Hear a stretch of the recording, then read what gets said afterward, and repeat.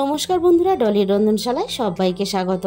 আর আজকে তোমাদের সাথে শেয়ার করব রুই মাছের দারুণ একটা রেসিপি। একঘেয়েমি রুই মাছের রেসিপি খেতে খেতে বোর হয়ে গেলে একবার এইভাবে ঘরোয়া পদ্ধতিতে রুই মাছের এই রেসিপিটা বানিয়ে নিতে পারো। আর রেসিপিটা তাহলে কিন্তু কেউ স্কিপ করে দেখো না, তাহলে আমি শেষ পর্যন্ত কিভাবে রান্নাটা করেছি সেটা মিস হয়ে যাবে। আর এই রান্নার প্রথমে কিছু মেইন উপকরণগুলো আমি রেডি করে নেব। আমি এখানে একটা বাটি নিয়েছি, আর বাটির মধ্যে 1 বাটি পরিমাণ উষ্ণ গরম জল নিয়ে নিলাম। এবার আমি এই উষ্ণ গরম জলের মধ্যে ছোট বাটির 1 বাটি পরিমাণ কোরানো নারকেল দিয়ে দিলাম। আমি এই নারকেলটাকে উষ্ণ গরম জলের মধ্যে কিছুক্ষণ ভিজিয়ে রেখে দেব। এইভাবে উষ্ণ গরম জলের মধ্যে নারকেল ভিজিয়ে রেখে দিলে তাহলে নারকেলের দুধটাকে বের করতে সুবিধা হবে। আমি নারকেলটাকে একটা সাইডে রেখে দিয়ে এবার আমি একটা মশলা রেডি করে নেব। এর জন্য আমি একটা মিক্সির জার নিয়ে নিয়েছি, আর মিক্সির জারের মধ্যে আমি প্রথমে দিয়ে দিলাম 2 চামচ পরিমাণ কালো সর্ষে, আর সাথে দিয়ে দিলাম 2 চামচ পরিমাণ হলুদ সর্ষে, আর সাথে দিয়ে দিলাম 2 চামচ পরিমাণ পোস্ত। প্রথমে আমি সর্ষে আর পোস্তটাকে মিক্সির মধ্যে শুকনো অবস্থাতে খুব ভালোভাবে গুঁড়ো করে নিয়েছি। এবার আমি সর্ষে পোস্তর মধ্যে ঝালের জন্য দিয়ে দেব 2টো কাঁচা লঙ্কা। ঝালের পরিমাণটা অবশ্যই নিজেদের মতো করে ব্যবহার করবে। এবার আমি অল্প পরিমাণ জল দিয়ে সর্ষে পোস্ত কাঁচা লঙ্কা সব কিছু একসাথে খুব ভালোভাবে একটা মিহি পেস্ট বানিয়ে রেডি করে নিয়েছি। এবার এই সর্ষে পোস্ত বাটাটা একটা সাইডে রেখে দেব। আমি এই রান্নার জন্য 5 পিস রুই মাছ নিয়েছি। আমি এই রান্নাটা রুই মাছ দিয়ে করছি, তোমরা চাইলে কিন্তু কাতলা মাছ বা যে কোনো মাছ দিয়েই তোমাদের পছন্দ মতো রান্নাটা করতে পারো।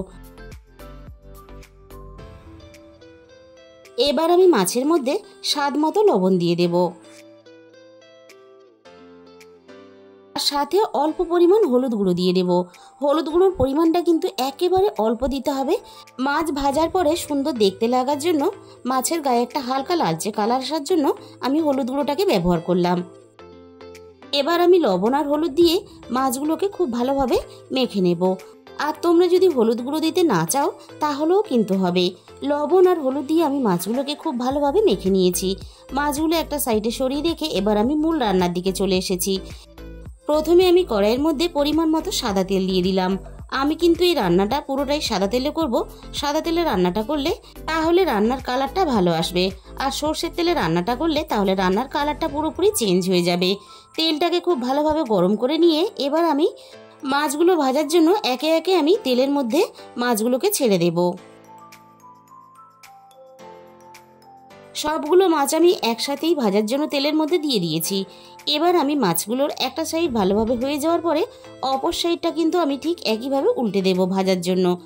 আর এই রান্নার জন্য মাছ কিন্তু খুব বেশি একেবারে মুচমুচে করে লালচে করে ভাজা যাবে না, বেশ একটু হালকা নরম থাকবে, আর একটু লালচে ভাব হবে, এরকম নরম করে মাছগুলোকে ভেজে নিতে হবে। মাছের দুটো সাইড আমি একইভাবে ভেজে নিয়েছি। এবার সমস্ত মাছগুলোকে আমি তেলে থেকে ছেঁকে তুলে নেব। মাছগুলোকে আমি তেলে থেকে ছেঁকে তুলে নিয়ে ওই একই তেলের মধ্যে ফোড়নে আমি দিয়ে দিলাম অল্প একটু গোটা জিরে, আর আমি ফোড়নে দিয়ে দিলাম 2টো শুকনো লঙ্কা। ফোড়নটাকে আমি একটু ভাজা ভাজা করে নিয়ে এবার আমি তেলের মধ্যে দিয়ে দিলাম 2টো মাঝারি সাইজের পেঁয়াজ বাটা।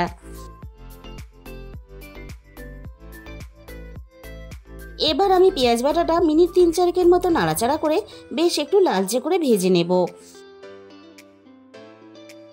আর এই রান্নাটা কিন্তু একটু বেশ গা মাখা করে করতে হবে।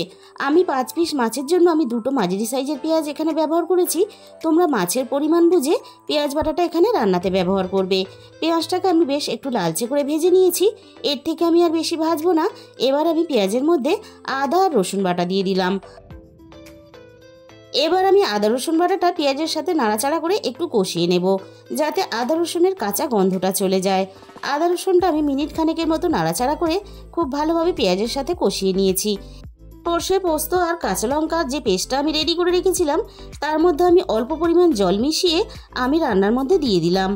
আর এইভাবে একটু ছেঁকে দিলে ছাঁকনি দিয়ে তাহলে সর্ষের যে খোসাটা রান্নার মধ্যে যাবে না, তাহলে রান্নাটা খেতেও ভালো লাগবে আর দেখতেও ভালো লাগবে। আর কাঁচা লঙ্কার ঝালটাও কিন্তু এই জলের সাথে মিশে রান্নার মধ্যে সুন্দরভাবে মিশে যাবে। আর তোমরা যদি এইভাবে ছাঁকনি দিয়ে ছেঁকে দিতে না চাও তাহলেও কিন্তু কোনো অসুবিধা হবে না। এবার আমি সর্ষে পোস্ত বাটাটা নাড়াচাড়া করে মিনিট 2 মতো একটু কষিয়ে নেব।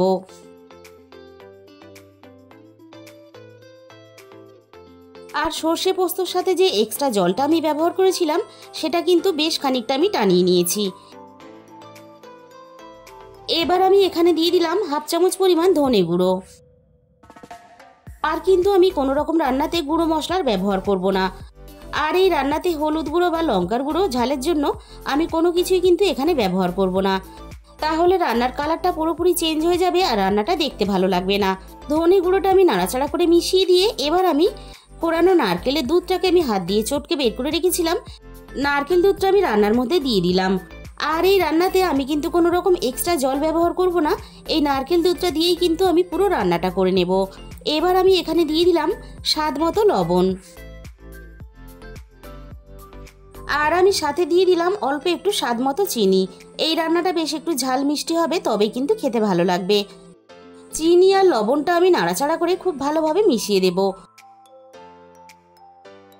গ্রেভিটা ফুটে ওঠার সাথে সাথে ঝালের জন্য আমি এখানে আরও 3টে চেরা কাঁচা লঙ্কা দিয়ে দিলাম। আর এই রান্নার জন্য গ্রেভিটাকে ফুটিয়ে খুব ভালোভাবে কিন্তু রান্না করে নিতে হবে।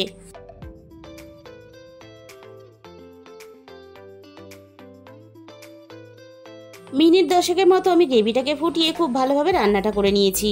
এবার আমি গ্রেভির মধ্যে একে একে ভেজে রাখা মাছগুলোকে দিয়ে দেব। রুই মাছ বা কাতলা মাছের একঘেয়েমি রেসিপি বারবার না বানিয়ে এইভাবে যদি একটু ঘুরিয়ে ফিরিয়ে রান্না করো তাহলে কিন্তু বাড়ির ছোট থেকে বড় সবাই খেতে পছন্দ করবে।